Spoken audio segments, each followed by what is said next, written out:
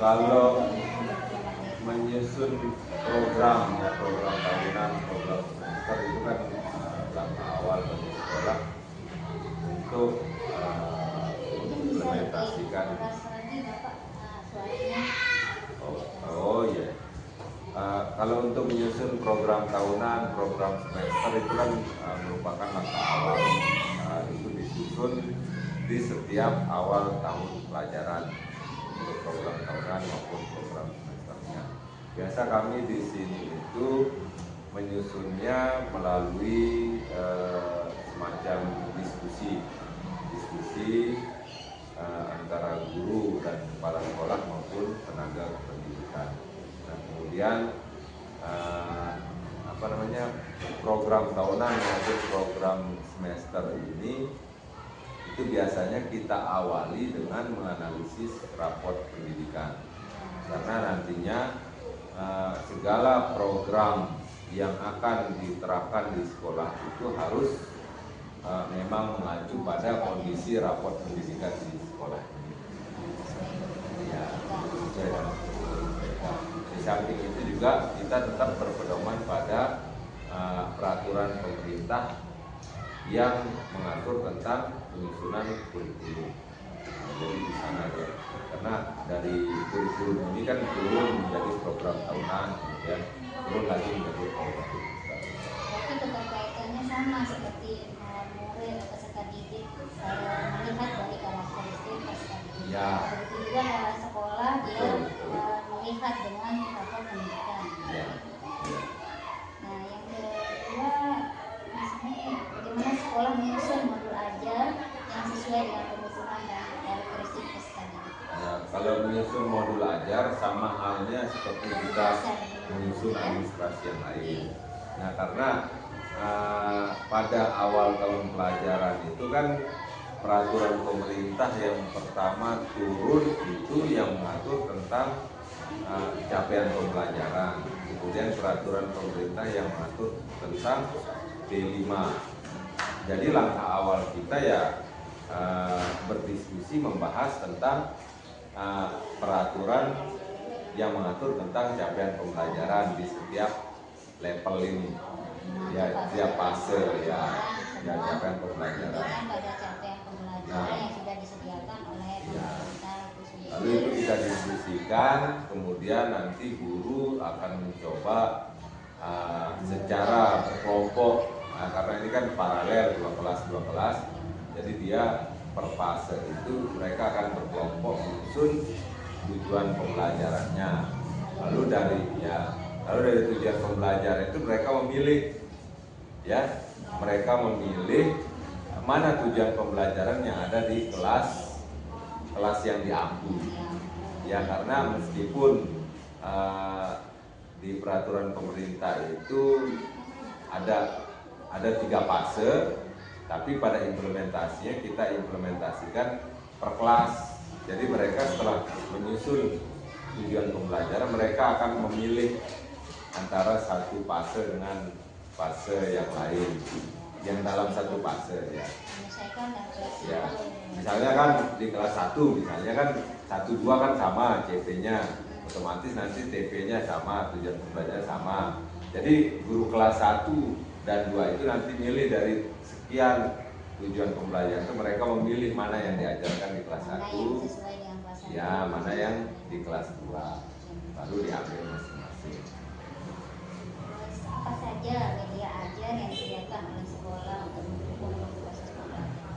Nah, kalau media ajar yang disediakan sekolah itu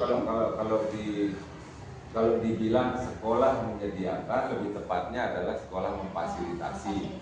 Ya, artinya karena media ajar ini kan lebih banyak dia guru yang membuat, jadi sekolah itu memfasilitasi bahan-bahan. Selain itu ada alat-alatnya. Ya, alat peraga. Ya.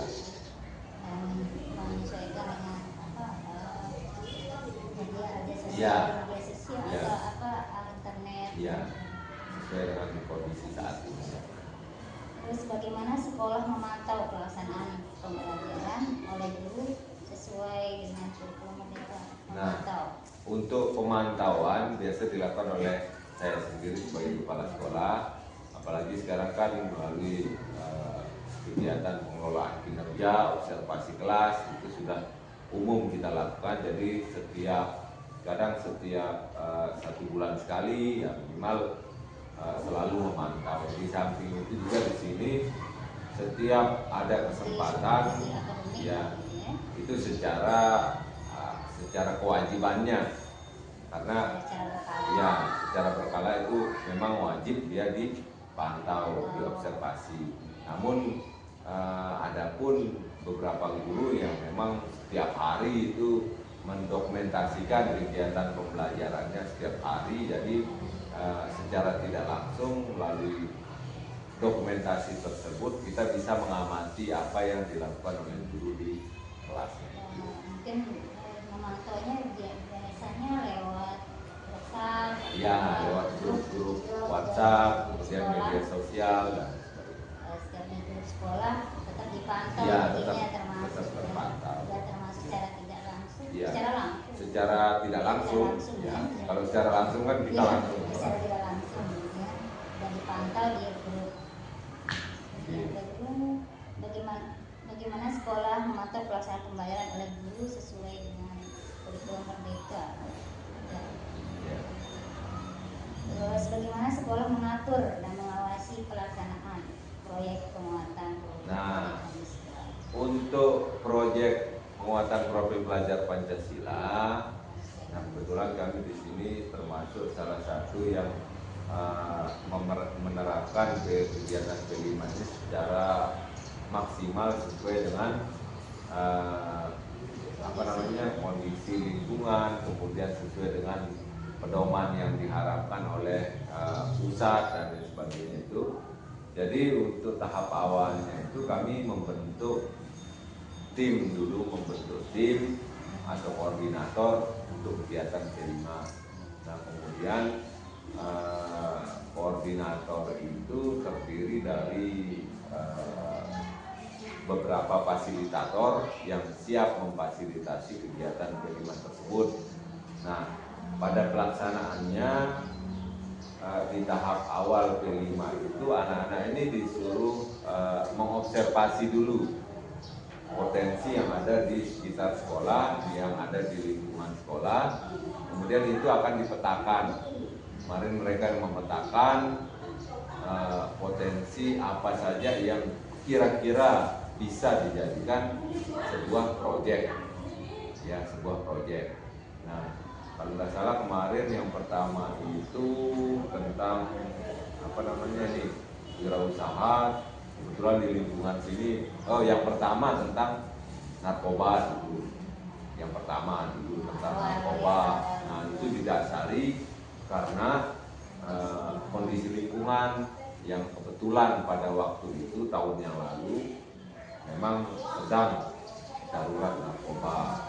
Ya, banyak sekali pengedar atau apa yang berkaitan dengan narkoba di sekitar lingkungan sekolah. Nah itu kita coba jadikan sebuah proyek P5, bagaimana nantinya itu bisa sebagai salah satu upaya untuk mencegah terjadinya peredaran narkoba di sekitar lingkungan. Kemudian yang kemarin yang baru-baru ini itu tentang wirausaha. Di sekitar lingkungan sekolah ini banyak nih pengusaha, usaha tahu tempe dan sebagainya.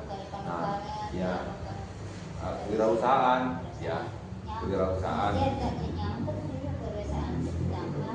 apanya? Memang bisa, tapi mereka memilih kewirausahaan. Artinya bagaimana mereka, karena kan di sini banyak produsen tahu lah, gitu kan, tahu tempe, kemudian tapi memang belum banyak kreasi. Nah jadi yang dijadikan usaha itu ya tahu mentah misalnya jual langsung. Nah harapan kita kan agar lebih anak-anak ini bisa memanfaatkan bahan baku yang sudah ada seperti tahu tempe dan kreatif. Makanya dia ngambil tema kewirausahaan. Kemudian yang terakhir kemarin tentang kearifan lokal. Nah itu prosesnya sama, artinya mereka mengobservasi dulu kondisi lingkungan sekitar, kondisi sekolah dan lain sebagainya. Kemudian kegemarannya juga apa, menyenangkan atau enggak nanti kira-kira kegiatannya dan lain sebagainya.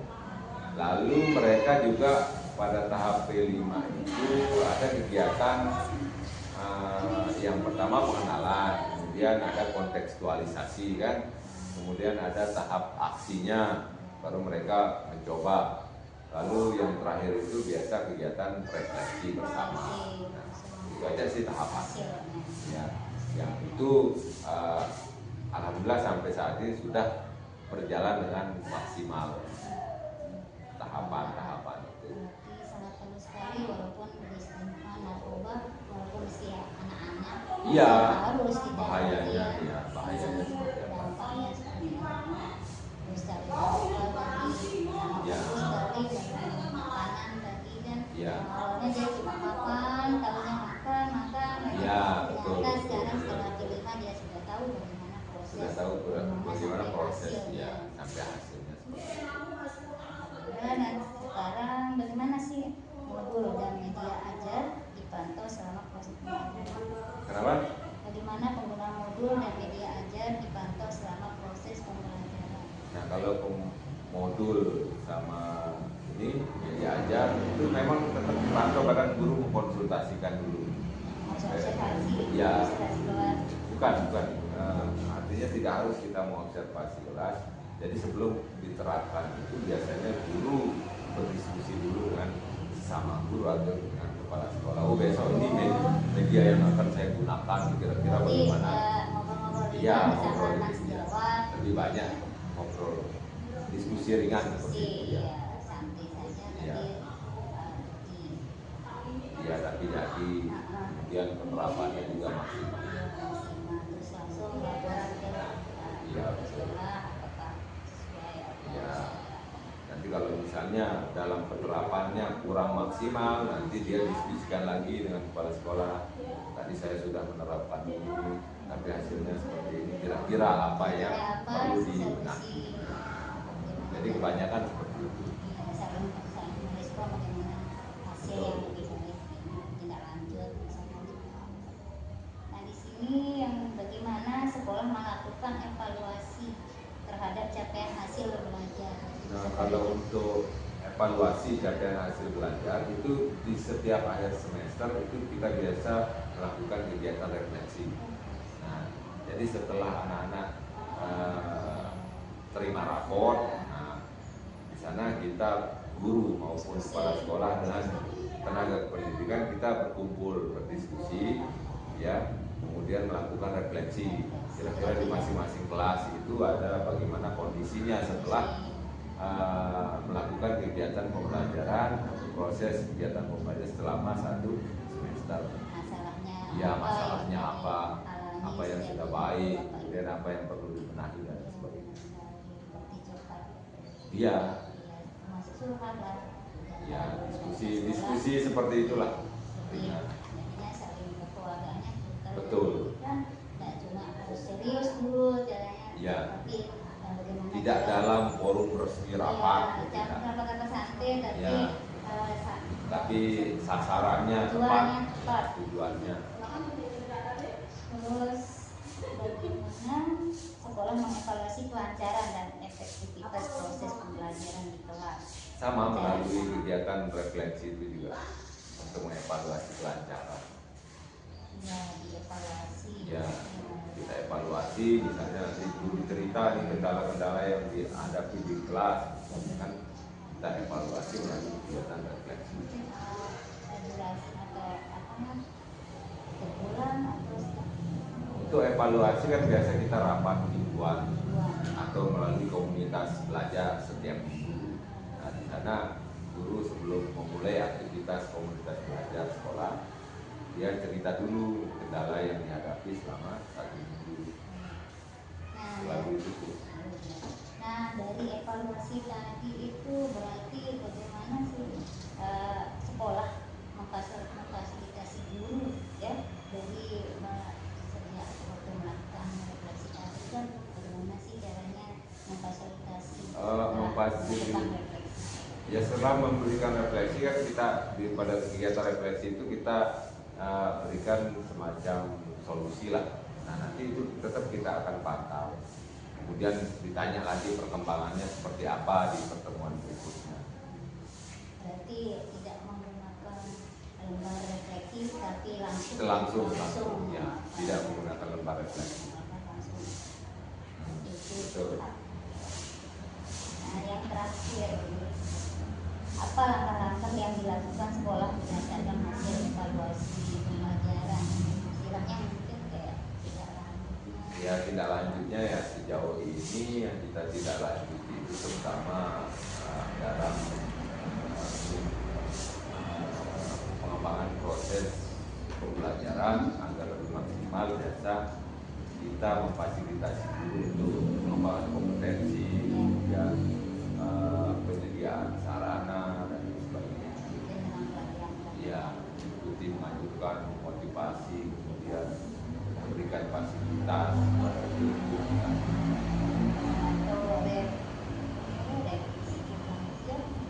Nah, sejauh ini kalau revisi tidak pernah kita lakukan. Berarti Bapak Kepala sering menurut cerita tadi, Bapak Kepala berarti melakukan bimbingan khusus. Ya, bimbingan semacam bimbingan khusus bagi guru yang membutuhkan lah.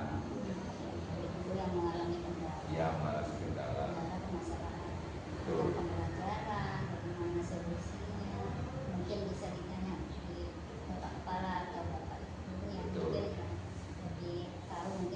Mungkin ada satu guru yang sudah melakukan proses ini. Iya, Bisa nanti mereka saling cerita. mungkin saling mengangkat, saling ikut jadi contoh. Betul, betul.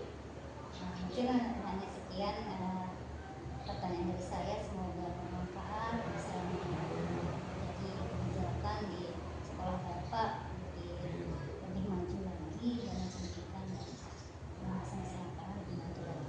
Terima kasih Bapak Kepala.